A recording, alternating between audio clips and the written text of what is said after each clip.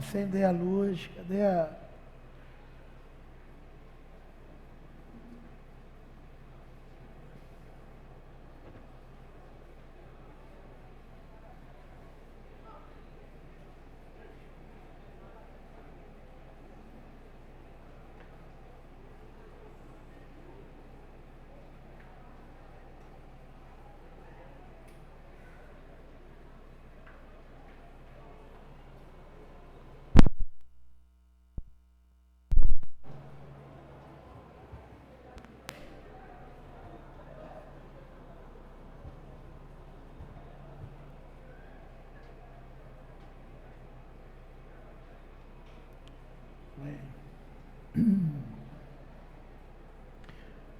Bom, queridos, eu creio que realmente Deus falou com você esses dias e todo mundo está saindo daqui de uma maneira ou de outra diferente do que entrou. De tudo isso que a gente ouviu esses dias, o que pode ter ficado no teu coração? Que havia na tua vida uma crise de identidade. Muitas vezes nós vamos nos afastando tanto de Deus que a gente se esquece de quem nós somos. Começamos a apelar e a tentar nos estabelecer de uma maneira errada. Eu vou falar algo que eu ainda não vi na internet. Às vezes, quando Deus nos dá uma coisa, a gente sempre procura, né? Mas já está saindo a confirmação disso. Vou mostrar uma prova científica do que Deus me mostrou na Bíblia, sobre o que eu vou falar, que eu chamo da genética de Deus.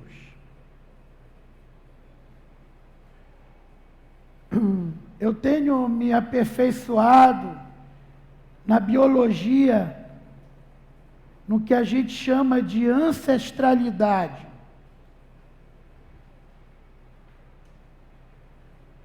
E hoje, de ratinhos brancos e pretos, eu tenho ratinho marrom, tenho cinza, tenho vermelho, tenho malhado.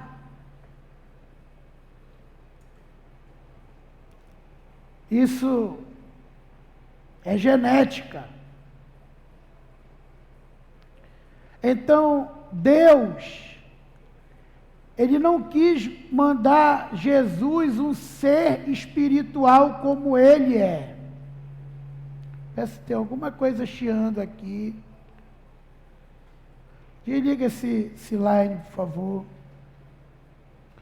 Então, Deus, Ele não quis mandar Jesus um ser espiritual. Jesus é a parte humana de Deus. Então, Jesus pegou a genética dele, através do Espírito Santo, e fez o cruzamento com Maria. E gerou Jesus. Jesus veio ao mundo por aquela que creu.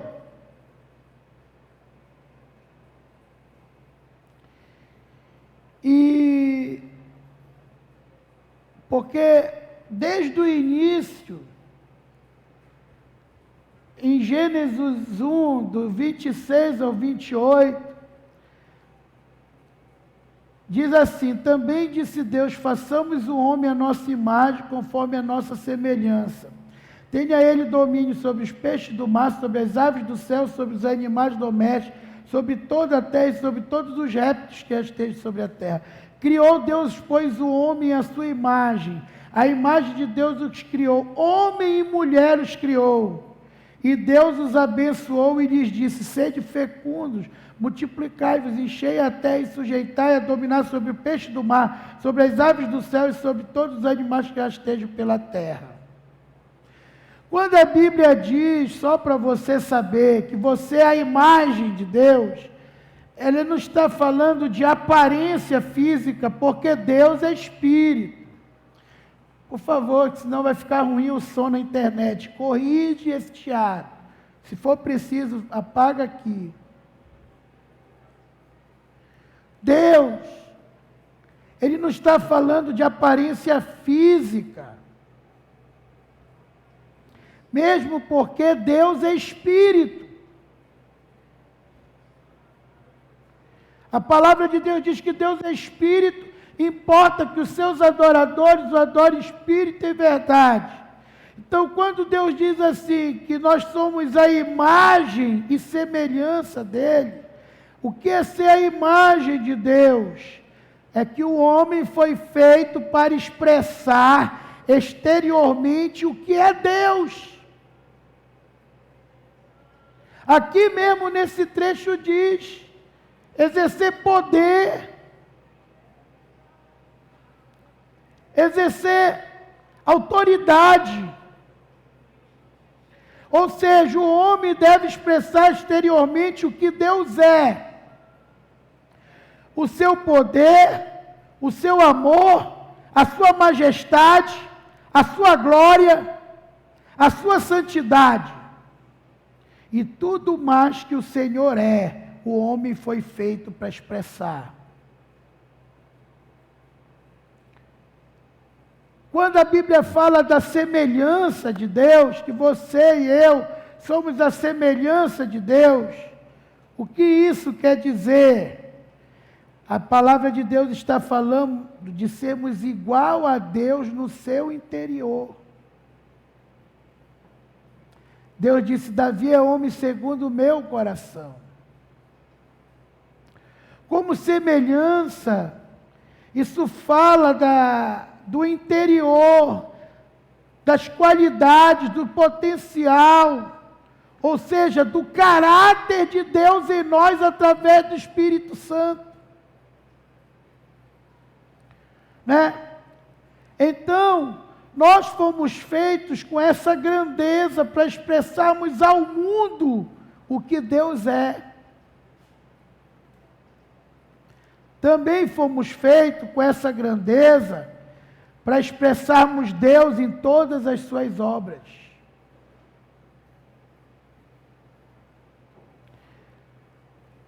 Então, num dos trechos mais conhecidos da Bíblia, Jesus tenta explicar essa genética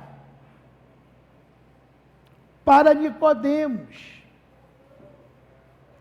Ele tenta explicar quem nós somos, quem o homem que aceita Cristo é. O que acontece na genética desse ser humano para Nicodemos. E aqui em João, capítulo 3, versículo 1, ele está falando disso. Havia entre os fariseus um homem chamado Nicodemos, um dos principais dos judeus. Esse homem, essa noite, foi ter com Jesus e lhe disse: Rabi, sabemos que és mestre vindo da parte de Deus, porque ninguém pode fazer esses sinais que tu fazes, se Deus não estiver com ele. A isso respondeu de Jesus: em verdade vos digo, se alguém não nascer de novo, não pode ver o reino de Deus. Ele disse: o homem natural, o homem com genes humano natural, não pode ver Deus, não pode ir para o céu. Veja,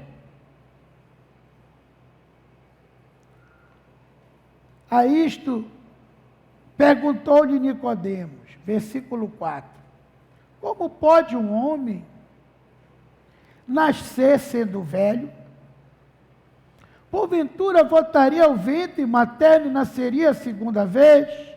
Respondeu-lhe Jesus, em verdade te digo, quem não nascer da água e do Espírito,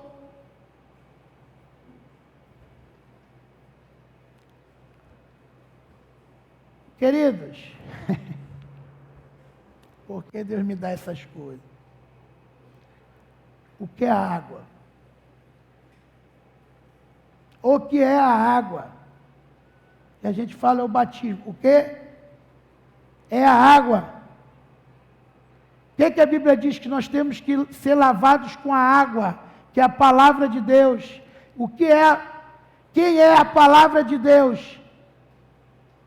É Jesus, é o Verbo que se fez carne. Quem não nascer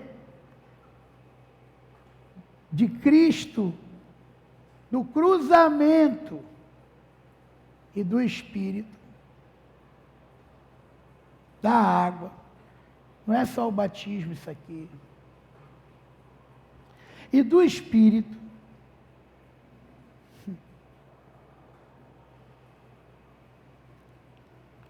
preste atenção, não pode entrar no reino de Deus, não pode entrar no reino de Deus, não pode entrar no reino de Deus. Aqui Jesus está falando de genética. Ele disse, eu só vim para as ovelhas perdidas de Israel. Eu não vim para outras, eu vim para as ovelhas perdidas de Israel. Preste atenção.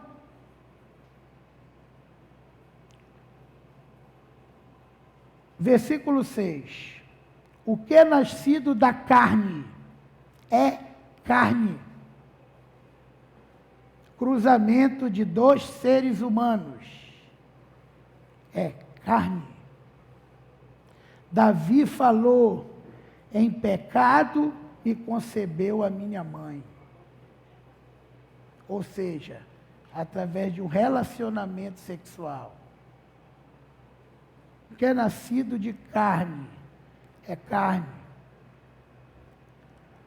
Mas o que é nascido do Espírito é Espírito. Ele está falando de outra raça, de outra coisa, que não é mais um ser humano normal. 7. Não te admires de eu te dizer, importa-vos nascer de novo. O vento sopra onde quer, ouves a sua voz, mas não sabe de onde vem nem para onde vai. Assim é todo aquele que é nascido do Espírito.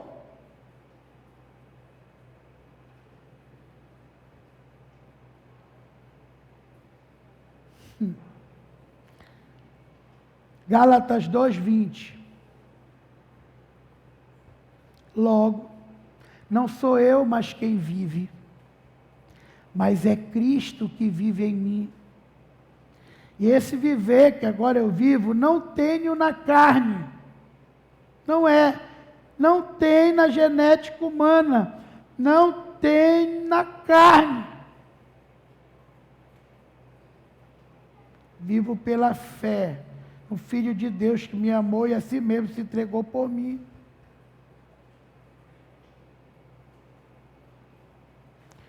Segunda Coríntios 5:16. Assim que nós daqui por diante a ninguém conhecemos segundo a carne. E se antes conhecemos a Cristo segundo a carne, já agora não o conhecemos deste modo. Assim, se alguém está em Cristo, é nova criatura, criação. As coisas antigas já passaram e tudo se fizeram nova.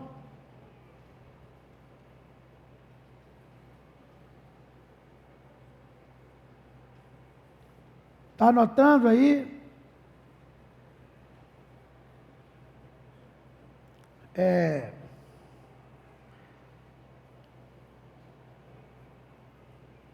Romanos 8, 29. Portanto, ao que de antemão conheceu, também os predestinou a serem conforme a imagem de seu Filho, a fim de que ele seja o primogênito entre muitos irmãos. E ao que predestinou, a esses também chamou. E aos que chamou, a esses também justificou. E aos que justificou, a esses também glorificou. Nós lemos na abertura a palavra que diz que o Senhor nos fez por um pouco menor que Deus, e de glória e de honra nos coroou. Deu domínio sobre as obras de suas mãos.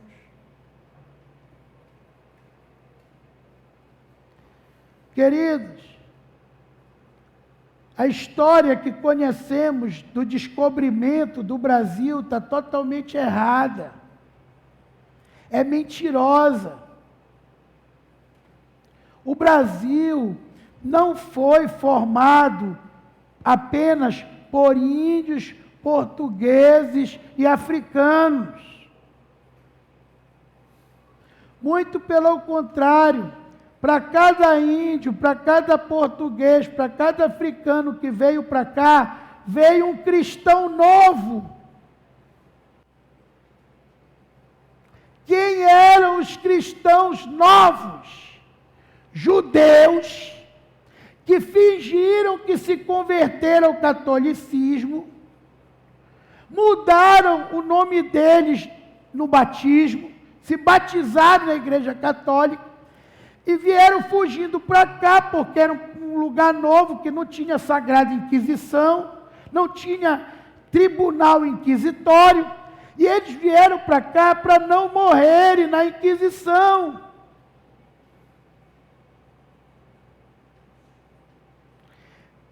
E qual é o nome que essas pessoas adquiriram? Nome de pedra, de objetos, nome de flor, nome de animal,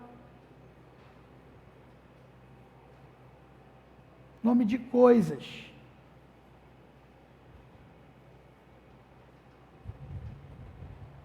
Exemplo: Rocha, Pinto, Galvão, Mendes, Silva, Correia,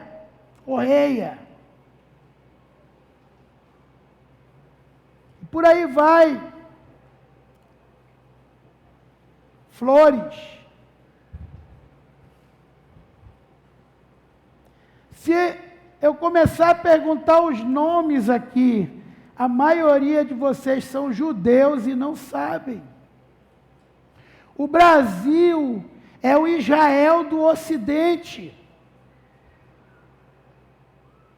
Foram os efraimitas que foram espalhados e fugiram por toda parte. E eles vieram para cá como cristãos novos. E aqui se miscigenaram com os povos que vieram para cá.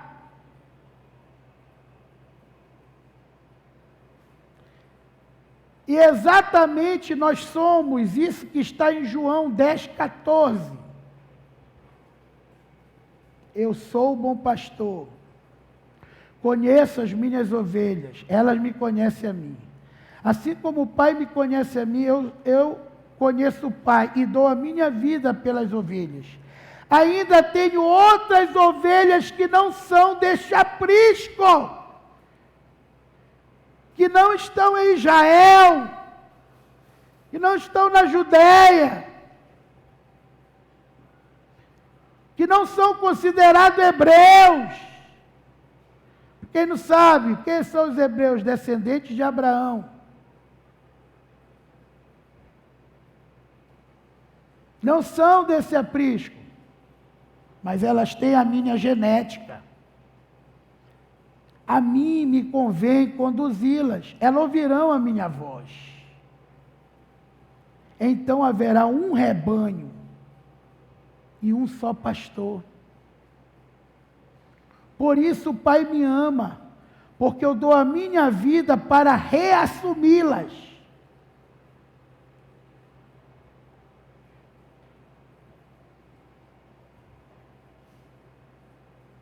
Amém? Como se ele veio só para as ovelhas perdidas de Israel. Romanos gentios, 4,17.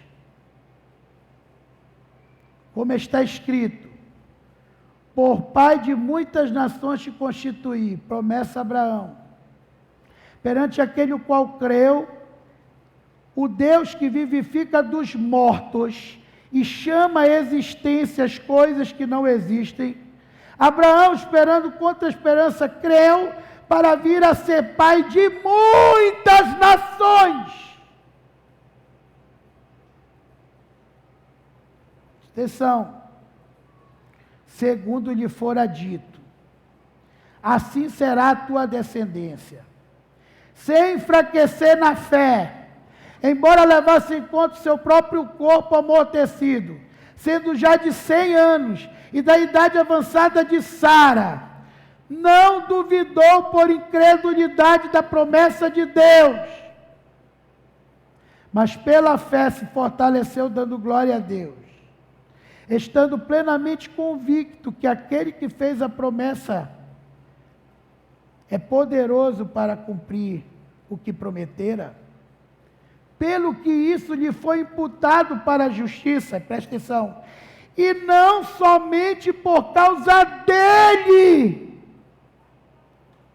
está escrito que lhe foi levado em conta, mas também por nossa causa, posto que a nós igualmente nos será imputado, a saber, nós que cremos naquele que ressuscitou dentre os mortos, Jesus Cristo. E muito diz, mas isso é para Israel? Não! Ele estava falando com os romanos.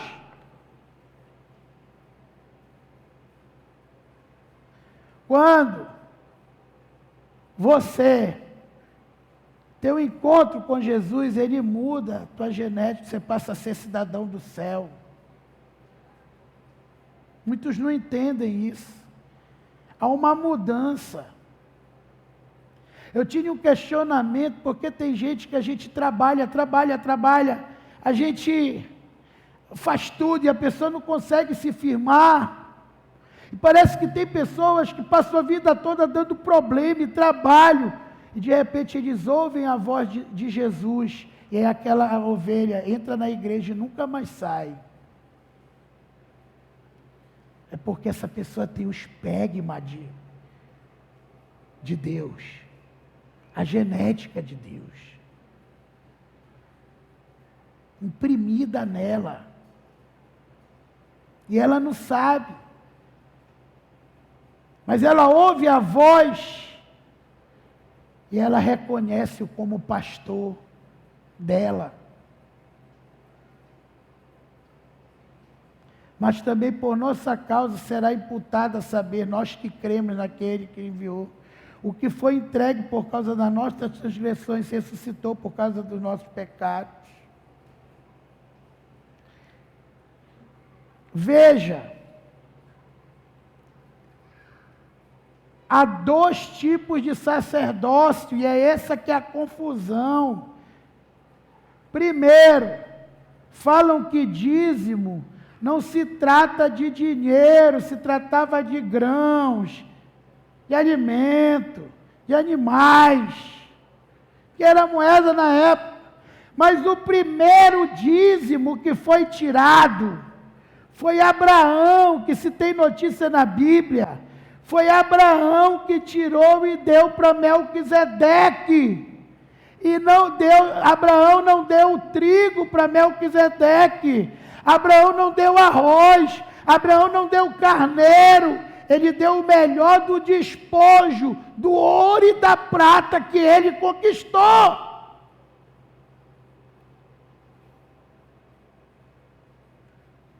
Quem é Levi? É a aliança da lei dos judeus. Quem é Melquisedeque?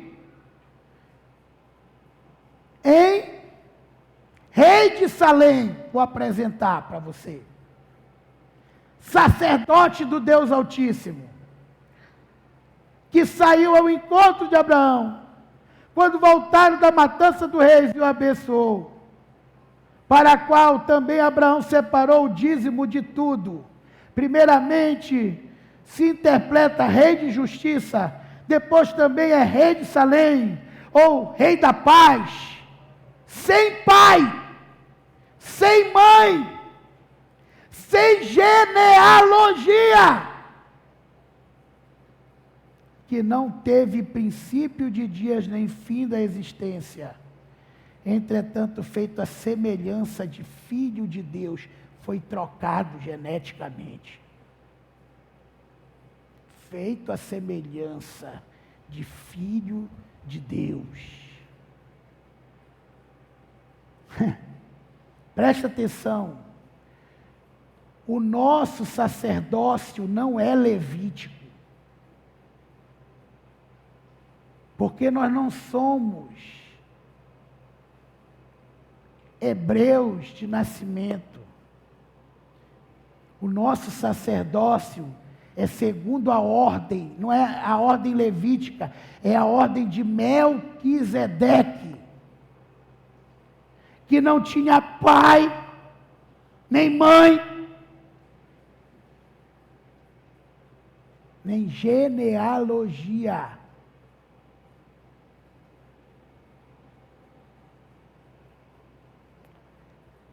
Quem assumiu o sacerdócio de Melquisedeque?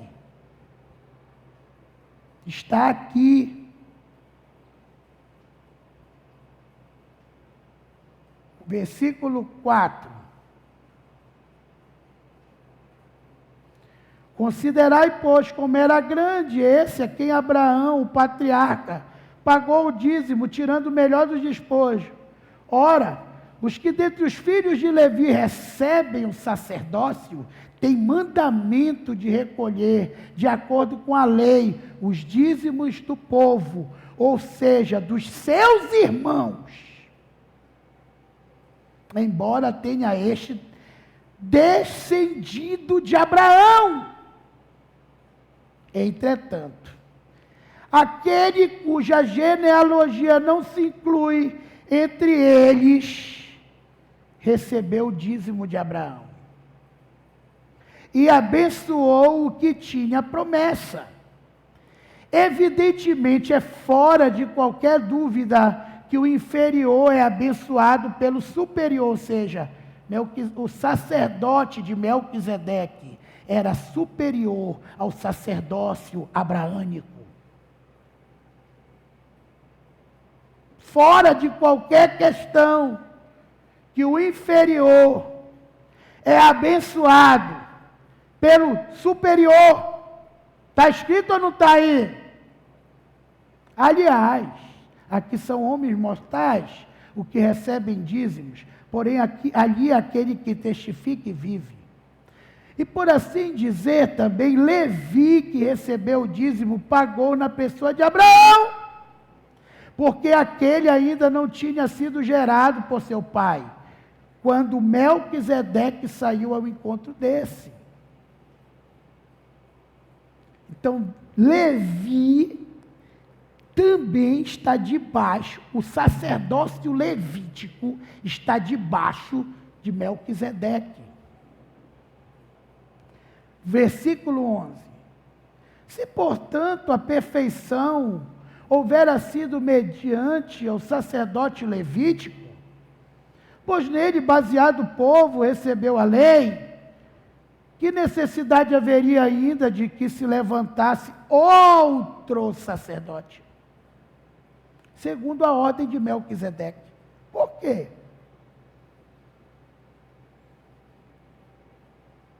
E que não fosse contado segundo a ordem de Arão.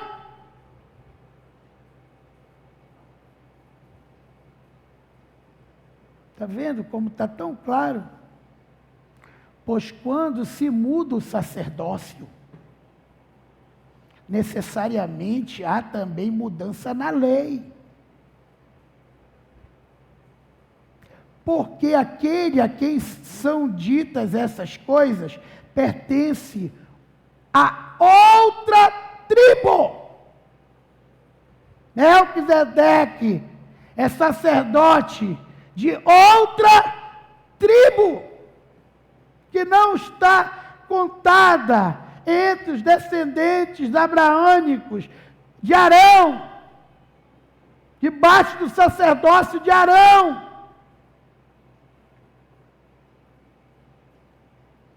Vocês estão vendo? Eu estou ficando doido ou está isso na Bíblia de vocês também? Da qual ninguém prestou serviço ao altar. Todo mundo era banda voou. Ninguém foi treinado para ser pastor, para prestar serviço ao altar. Pois é evidente que nosso Senhor procedeu de Judá, tribo a qual Moisés nunca atribuiu sacerdotes. E isto é ainda muito mais evidente, quando a semelhança de Melquisedeque se levanta outro sacerdote. Outro sacerdote. Constituído, não conforme a lei, o mandamento carnal de Moisés, mas segundo o poder de vida indissolúvel. Portanto, se testifica, tu és sacerdote para sempre, segundo a ordem de Melquisedeque. Portanto, por um lado, se revoga a anterior ordenança, por causa da sua fraqueza e inutilidade. A lei falhou. Aqui está falando do sacerdócio da graça. Pois a lei nunca aperfeiçoou coisa alguma, e por outro lado, se introduz esperança superior, pela qual nós chegamos a Deus. Cristo, sacerdote único e perfeito, é o título aqui. E visto que não é sem prestar juramento, porque eles, sem juramento, são feitos sacerdotes. Que nós fomos consagrados, sem juramentos. Mas estes, com juramento, por aqueles que disse, o Senhor jurou e não se arrependera, tu és sacerdote para sempre.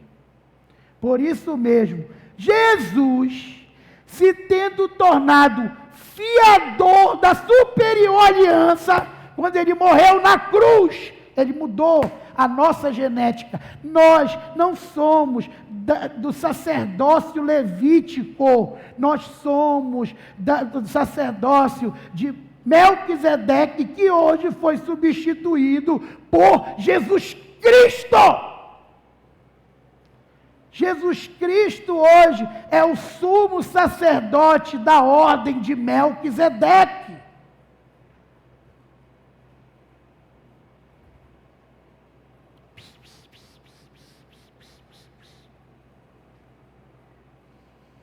Vamos lá? Pois a lei nunca aperfeiçoou coisa alguma. Versículo 21. Versículo 22. Por isso mesmo, Jesus se tem tornado fiador da superior aliança. Ora, aqueles que são feitos sacerdotes em maior número, é o que Deus quer. Hoje, a igreja em células é uma igreja de sacerdotes, sacerdotisas. Pessoas que não passaram por seminário, mas são apaixonados por almas.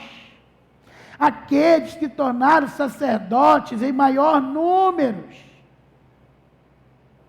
porque são impedidos pela morte de continuar. Este, no entanto, porque continua para sempre, venceu a morte, Jesus tem o seu sacerdote imutável. Seu sacerdócio imutável. Por isso também pode salvar totalmente o que por ele se chama a Deus. Se chegam a Deus. Pode salvar totalmente os que por ele se chegam a Deus, vivendo sempre para interceder por eles. Com efeito, nos convinha um sumo sacerdote. Tá? Vou de novo. Isso está em Hebreus.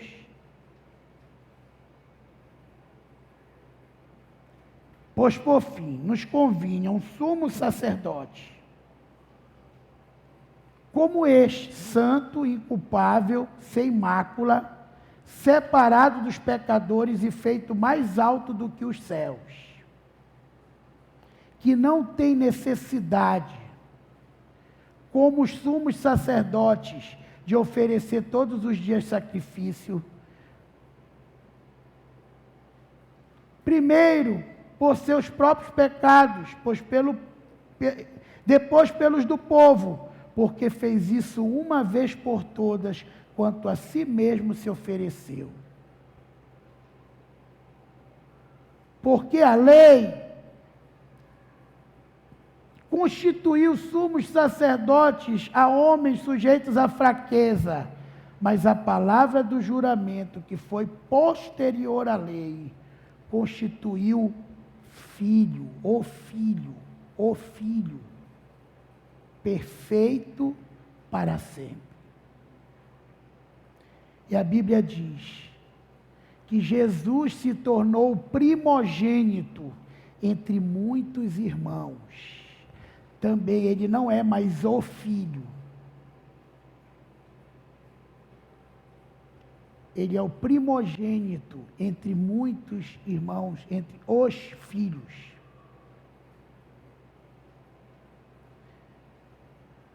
Queridos, por que eu estou falando isso? Foi descoberto, alguns dias, por os cientistas americanos, um código genético com a assinatura de Deus dentro dos genes humanos. E é isso que nesse momento eu quero mostrar esse vídeo. Que tem muitos cientistas que estão se batendo, outros zombando, mas o fato é que um grupo de pesquisadores e um cientista de tecnologia estavam fazendo e viram um código numérico que se repetia várias vezes em muitos genes de insetos, de plantas. E aí ele chegou ao gênero humano. E ele viu que na genética humana havia outra série de números que se repetia. E eles pensavam que aquilo não significava nada. Mas depois eles compararam com as letras hebraicas. Que eles perceberam que não havia número naquele tempo. Havia letra, 10ª letra, 5ª letra, 1ª letra. E eles transformaram essa ordem nas letras. E você vai ver aqui no vídeo o que aconteceu. Certo? Peço que alguém me ajude a tirar esse púlpito, que está atrapalhando muita gente de ver. Amém? Só para me finalizar aqui.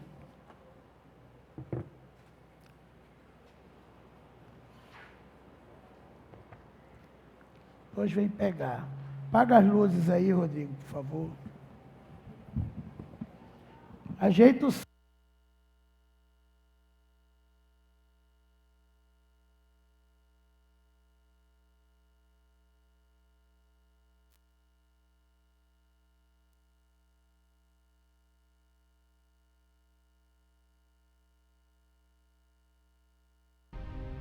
Alguma vez você provavelmente deve ter se perguntado: como se originou a vida no universo?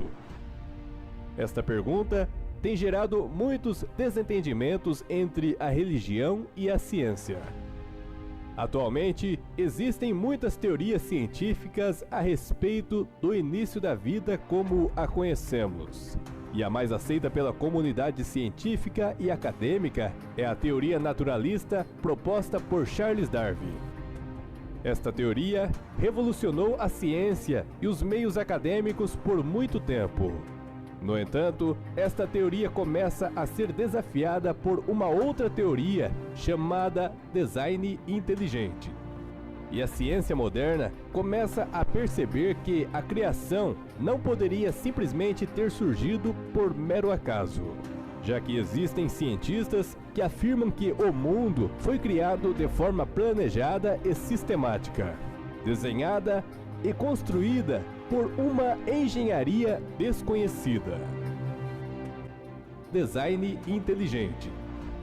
A teoria design inteligente, embora neguem sua conexão a questões religiosas, diz que todas as coisas existentes no mundo possuem um padrão matemático e geométrico, desde aos mais simples elementos às mais complexas estruturas. E tudo isto teria que ser criado por uma mente inteligente, um ser superior. Segundo os cientistas que defendem a teoria, as estruturas encontradas na natureza parecem ter sido desenhadas por um desenhista inteligente, que de forma planejada teria arquitetado o projeto, contrariando a teoria darwiniana da seleção natural, de que a vida teria surgido de processos naturais, não direcionados, resultantes de variáveis aleatórias. Sequência Fibonacci. Como exemplo de padrões matemáticos e geométricos encontrados na natureza, temos a sequência Fibonacci, um padrão numérico que começa com 0 e 1, e a sequência se completa com a soma da sequência dos dois números anteriores, e está presente em vários seres vivos como insetos, plantas, no rosto humano e até mesmo no rabo de um camaleão, e em várias estruturas em o mesmo ser vivo. Proporção áurea.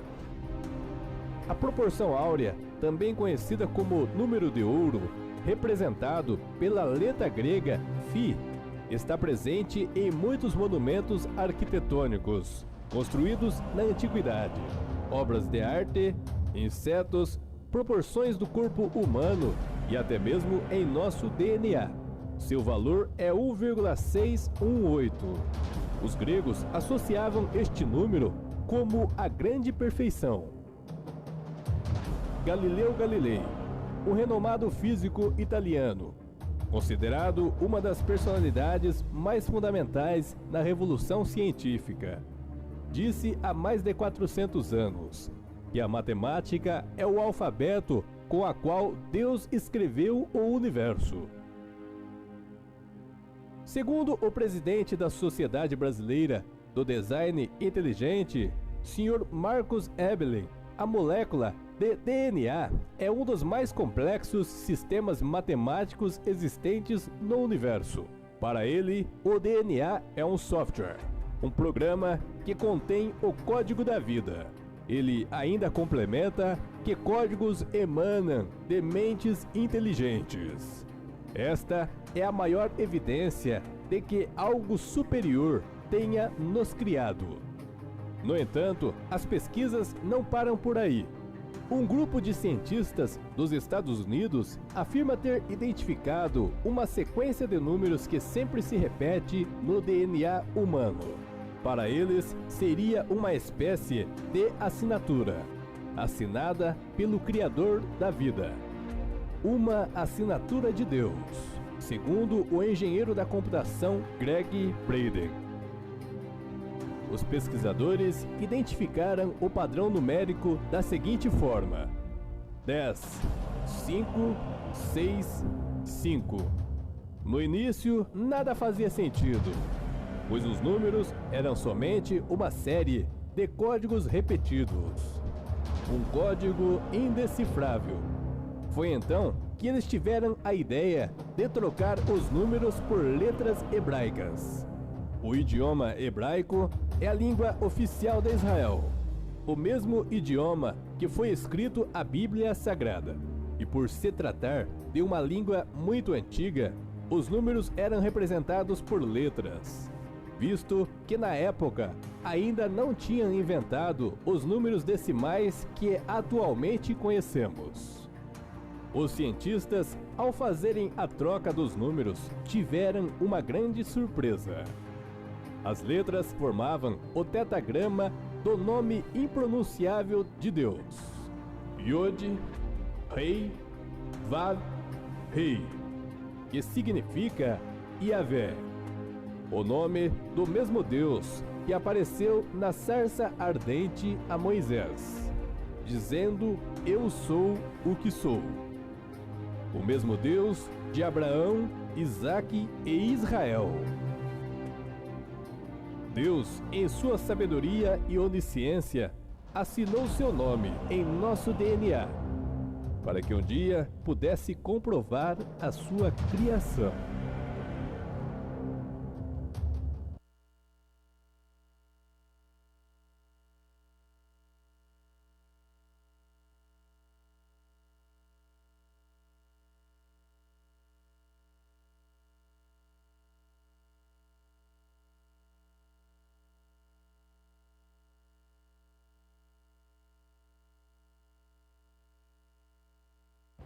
Denis, só coloca aí o símbolo do vídeo, bota a capa desse vídeo aí. Só um instantinho. Oi, som. Coloca a capa do vídeo aí. Abre o vídeo. Isso aqui não é um canal evangélico. Isso aqui é um canal de extraterrestre. Tá? Só para alguém pensar que isso é uma coisa evangélica. Isso é um cara que está provando que tem um ser extraterrestre, supostamente, que criou tudo. Tá bom? Só isso, a cara ali daquele demoninho.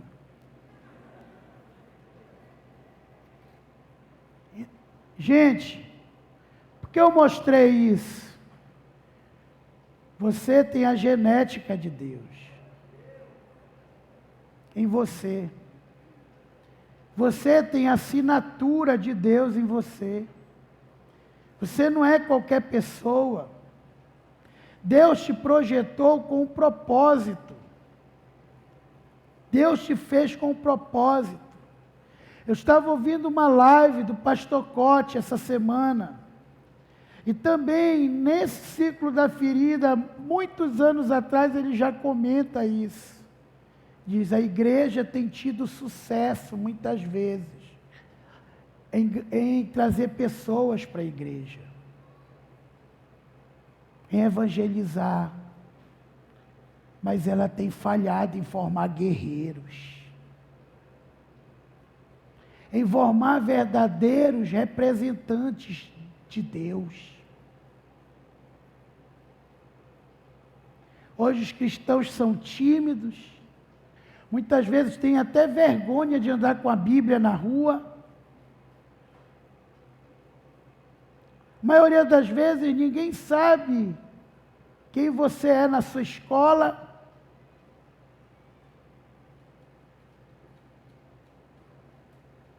Hoje vemos pessoas totalmente tímidas. Muitas vezes têm vergonha de dizer quem é em Deus.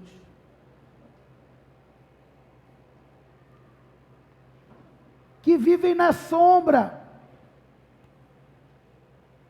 Vemos que as pessoas que são citadas na Bíblia, elas são citadas porque eles eram guerreiros, eles fizeram coisas, eles tinham atos, eles tinham feitos para Deus.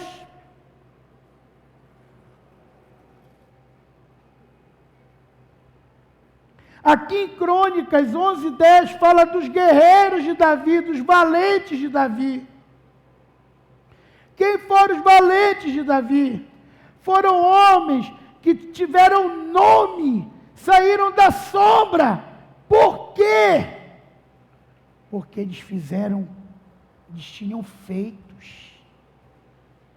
São estes os principais valentes de Davi, que apoiaram, 1 Crônicas 11:10-25, que apoiaram valorosamente no seu reino, com todo Israel, para fazerem rei segundo a palavra do Senhor, no tocante ao povo.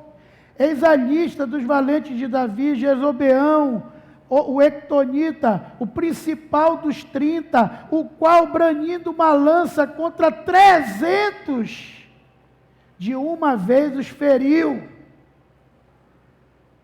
Depois dele, Eleazar, filho de Dodô, o Aoíta, ele estava entre os 3 valentes. Esse se achou com Davi em Paz-Damim, quando se juntaram ali os filisteus à peleja, onde havia um pedaço de terra cheio de cevada, e o povo fugiu de diante dos filisteus.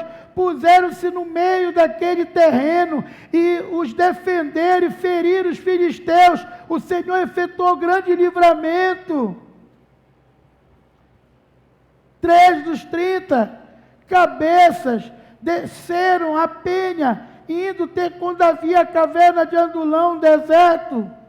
Os filisteus se acamparam no vale de Refediz. Davi estava na fortaleza, e a guarnição dos filisteus em Belém. Suspirou Davi e disse: quem me dera beber da água do poço que está junto à porta de Belém. Então aqueles 3 romperam pelo acampamento dos filisteus e tiraram água do poço junto à porta de Belém e tomaram-na e a levaram a Davi. E ele não quis beber, mas derramou como libação. O Senhor disse: longe de mim, ó meu Deus, fazer tal coisa. Beberia eu sangue dos meus homens, porque teve perdas.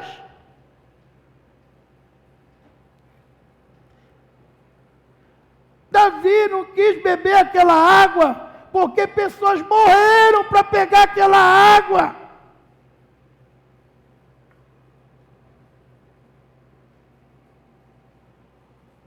Deus está esperando uma igreja que saia da sombra. Deus, Ele está esperando uma igreja de guerreiros. Lá no céu você não vai ser chamado: olha, aí está o pastor, aí está a pastora. Vai dizer: ali está a Jeane, que ganhou 50 almas para Jesus, que dirigiu os jovens, que através dela teve tantos avivamentos.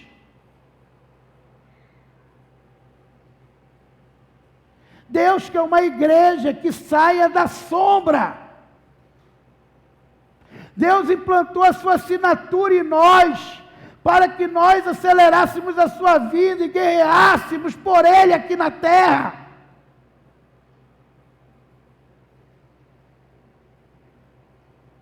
Primeira Crônicas 12:8. Dos gaditas que passaram-se para Davi a fortaleza do deserto, homens valentes de guerra para pelejar, armados de escudo, de lança, seu rosto era como leões, e eram eles ligeiros como gazelas sobre os montes. Ézer, o cabeça, Obadias, o segundo, Eliabe, o terceiro, Mismano, o quarto, Jeremias, o quinto, Atai, o sexto, Eliel, o sétimo, Joamã, o oitavo, Elzabade, o nono, Jeremias, o décimo, Macbanai, o décimo. Estes dois filhos de Gade foram capitães do exército de Davi. O menor valia por 100 homens, e o maior por 1000 homens. Foram esses homens que passaram o Jordão no primeiro mês, quando ele transbordava por todas as suas ribanceiras, e puseram-se em fuga a todos os que habitavam nos vales, tanto para o oriente como no ocidente. Foram eles que atravessaram o Jordão um dia antes do povo atravessar para conquistar Jericó, e dizimaram todos os inimigos, fizeram uma faxina para quando o povo atravessasse não tivesse ninguém querendo matar ninguém. Homens que fizeram nomes na Bíblia. Por quê? Foram guerreiros. Eu quero finalizar esse congresso falando algo para você pensar. Quase todas as cartas paulinas, as cartas dos discípulos, têm saudação final. Jesus teve os seus guerreiros. Jesus teve 12 guerreiros principais. E aonde está a história dos guerreiros de Davi, de Jesus? No livro de Atos. Atos dos Apóstolos é o livro dos guerreiros de Jesus. Ali conta os feitos de Pedro, que passava e a sombra dele curava, que pregou e 3.000 pessoas se converteram. Ali esteve Estevão, que foi assassinado, mas antes pregou a palavra com intrepidez e não negou Jesus. Ali fala de um Paulo, que morreu mergulhado no enxofre, mas não negou o Senhor. No livro de Macabeus, o livro apócrifo, fala da morte de Pedro, que queriam, tu és servo de Jesus, então nós vamos te crucificar igual a ele. Ele disse, eu não sou digno de morrer como meu mestre, me crucifiquem de cabeça para baixo, que eu quero estar na direção dos pés dele. Foi assim que Pedro morreu. Ali você vai ver João morrendo asilado na ilha de Pátimos, depois de receber a revelação de Apocalipse. Você vai ver a morte de Tomé, que dirigiu uma igreja, se eu não me engano, na Panfilha, e foi assassinado lá.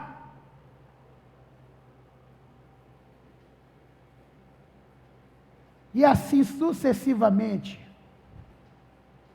O livro de Atos dos Apóstolos conta a história dos guerreiros de Jesus, de um Barnabé que era rico, vendeu tudo o que tinha, investiu na obra e saiu evangelizando o mundo, e cuidou de Paulo, que foi o maior conquistador de almas do Novo Testamento. O livro de Atos também conta a história dos discípulos dos discípulos. Conta a história de Lucas, que muita gente pensa que era discípulo direto de Jesus e não era.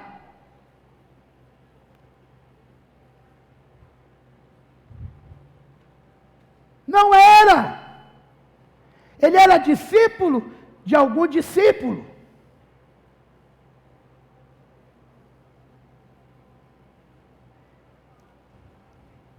O livro de Atos são os livros dos feitos dos guerreiros de Jesus.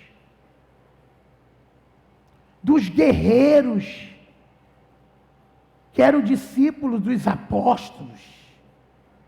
Dos guerreiros da igreja primitiva, que enfrentavam bestas feras na arena, que tinham que se reunir em caverna. Muitos foram mortos, perseguidos. Mas um filósofo romano disse: o que acontece com esses cristãos? O sangue deles parece semente, e quanto mais nós derramamos o sangue dele, mais eles nascem.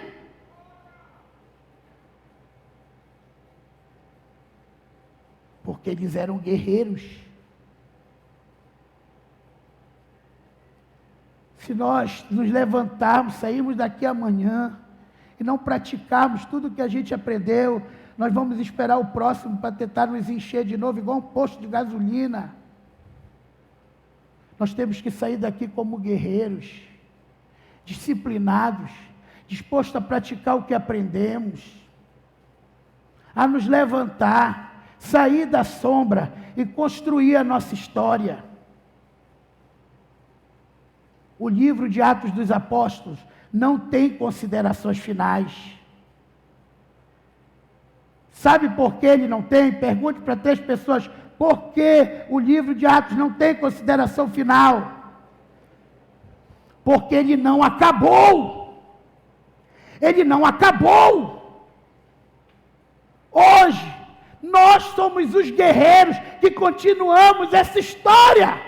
Nós somos discípulos do discípulo, do discípulo, do discípulo, daqueles discípulos que iniciaram a igreja primitiva. Só que hoje, a maioria da igreja está na sombra, sem nome, sem feitos. Está na hora da Fernanda se levantar e constituir a história dela. Da Catarina se levantar e constituir a história dela. Do Raimundo se levantar e constituir a história dele. Da Marcele se levantar e constituir a história dela. Do Lucas se levantar e constituir a história dele. Do Davi se levantar e constituir a história dele.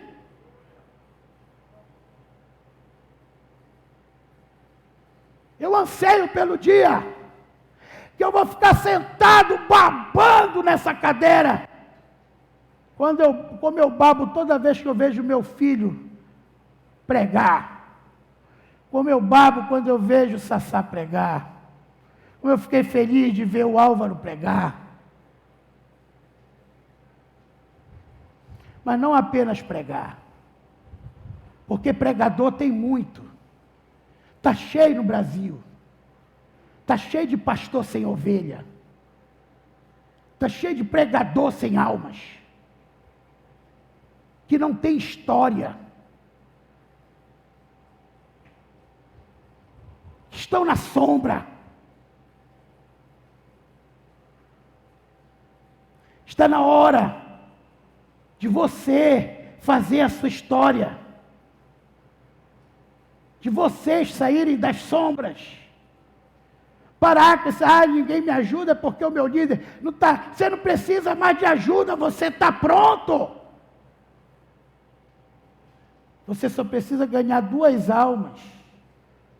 Passar pelo encontro, que vai ser agora na semana da Páscoa. passar pela escola de líderes e fazer a sua história. Faça a sua história. Faça a sua história. Você é a continuação de Atos dos Apóstolos. Uma vez eu vi uma pregação de um pastor, esqueça até o nome dele, está aqui, falando de Benaia, tipo querendo dizer que era uma pessoa insignificante, porque só falavam dele num versículo da Bíblia. Meu querido, quem dera que falasse de mim num versículo da Bíblia. Falaram dele de um versículo, só que nesse versículo fala que Benaia matou um gigante, matou 3 egípcios e matou um leão que estava ameaçando a sua cidade. E por causa do feito dele, Davi fez dele o guarda-costas de Davi. Benaia era um servo, era um soldado raso. Era um soldado sem estrela. E ele se transformou no 4º homem dos 3 principais. Ele teve a honra de ser o guarda-costas do maior rei de Israel, porque ele saiu da sombra. Porque ele saiu da sombra. Eu quero incentivar você hoje a sair da sombra. A sair da sombra. Saia da sombra. Se levante. Saia da sombra. Esteja no seu trabalho. E lá dentro dê testemunho e conquiste almas. Não importa aonde você esteja, saia da sombra. Faça o seu nome. Faça o seu nome. Amanhã você ouvir daqui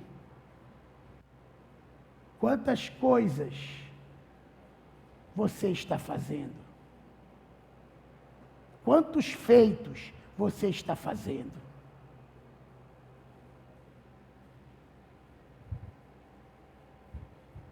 E você, um dia que deixar essa terra, você vai deixar com a oferta de Abel. Você sabe qual é a oferta de Abel que fala até hoje? É quando você faz algo tão grande, tão tremendo, que depois de milhares de anos que você morrer, vai ter alguém falando de você. Meu pai contou uma história de um tal de Ribamar. Pegou a palavra, ele era um cachaceiro.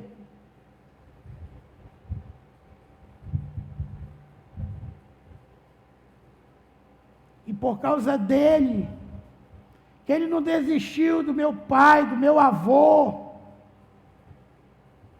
Hoje eu estou aqui servindo a Deus. Essa é a oferta de Abel.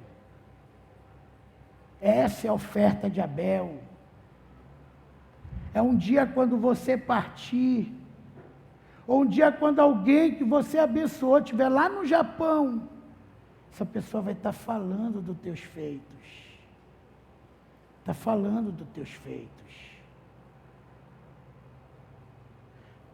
Quando aonde Jesus andava, sempre alguém estava ouvindo falar dele, tinha ouvido falar de Jesus. A mulher do fluxo de sangue tinha ouvido falar de Jesus. O cego de Jericó tinha ouvido falar de Jesus. O Jairo tinha ouvido falar de Jesus. Tem alguém ouvindo falar de você?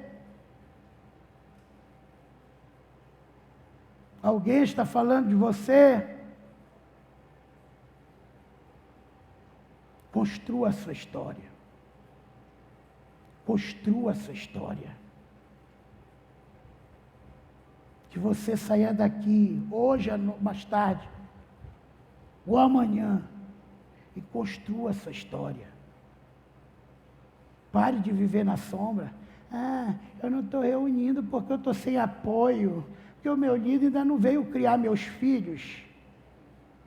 Saia daqui, construa a sua história.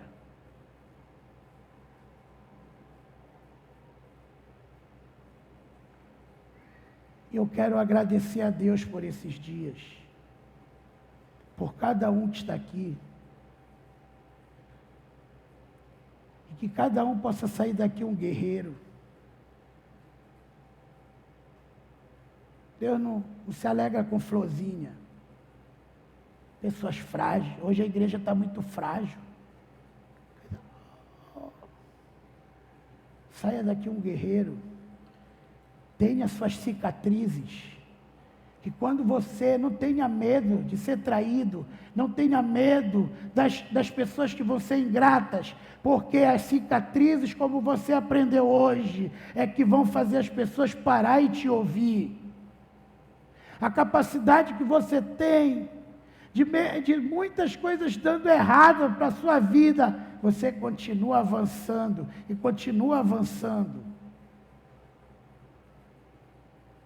Não interessa quantos Tomés vão se apresentar, mostre a cicatriz e diga para ele: eu consegui, você conseguiu.